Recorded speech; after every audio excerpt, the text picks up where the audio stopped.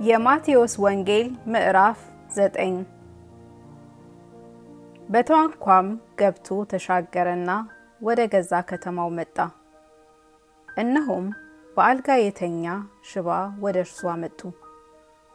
ኢየሱስም እምነታቸውን አይቶ ሽባውን አንተ ልጅ አይዞህ፣ ኃጢአትህ ተሰረየችልህ አለው። እነሆም ከጻፎቹ አንዳንዱ በልባቸው ይህስ ይሳደባል አሉ። ኢየሱስም ሐሳባቸውን አውቆ እንዲህ አለ፣ ስለምን በልባችሁ ክፉ ታስባላችሁ? ኃጢአትህ ተሰረየችልህ ከማለት ወይስ ተነሳና ሂድ ከማለት ማናቸው ይቀላል? ነገር ግን በምድር ላይ ኃጢአትን ያስተሰርይ ዘንድ ለሰው ልጅ ስልጣን እንዳለው አታውቁም? በዚያን ጊዜ ሽባውን ተነሳ፣ አልጋህን ተሸከምና ወደ ቤትህ ሂድ አለው።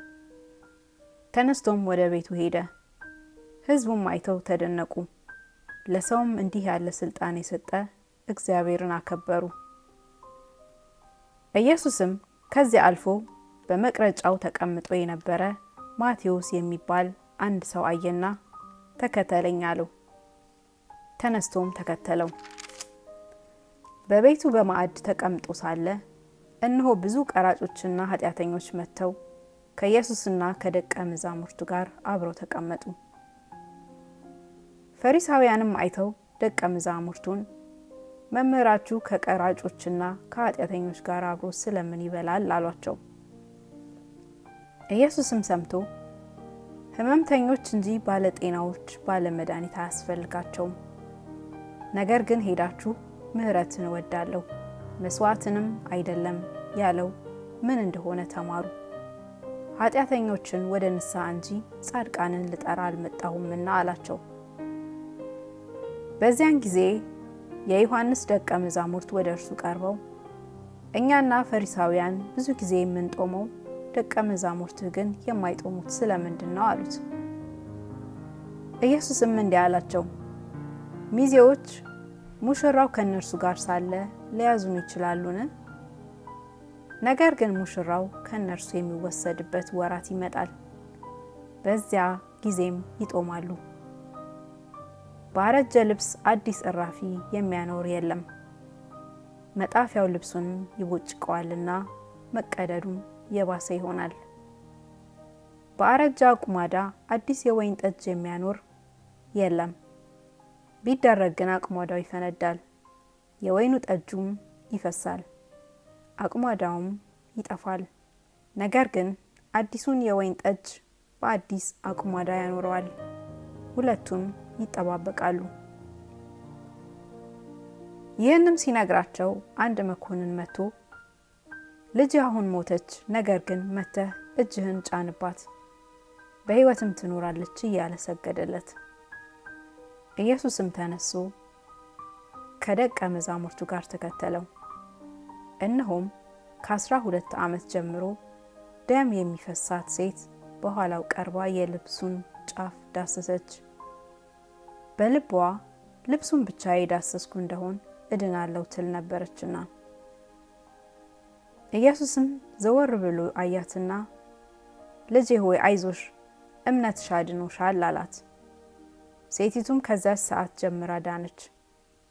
ኢየሱስም ወደ መኮንኑ ቤት በደረሰ ጊዜ እምቢልተኞችንና የሚንጫጫውን ሕዝብ አይቶ ብላቴናይቱ ተኝታለች እንጂ አልሞተችምና ፈቀቅ በሉ አላቸው።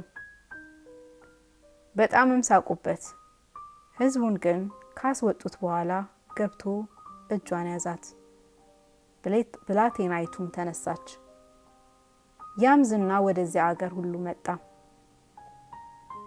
ኢየሱስም ከዚያ ሲያልፍ 2 እውሮች የዳዊት ልጅ ሆይ ማረን ብለው እየጮሁ ተከተሉት።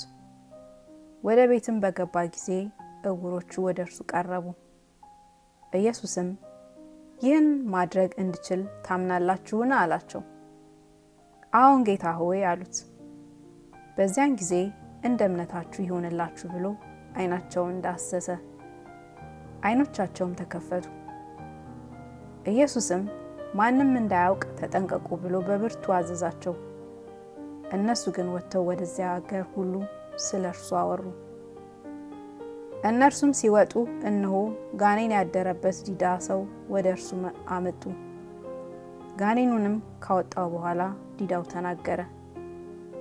ሕዝቡም እንዲህ እያለ በእስራኤል ዘንድ ከቶ አልታየም እያሉ ተደነቁ።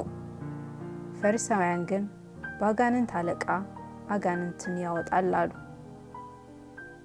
ኢየሱስም በምኩራቦቻቸው እያስተማረ የመንግስትንም ወንጌል እየሰበከ በሕዝቡም ያለውን ደዌና ሕማም ሁሉ እየፈወሰ በከተማዎችና በመንደሮች ሁሉ ይዞር ነበር።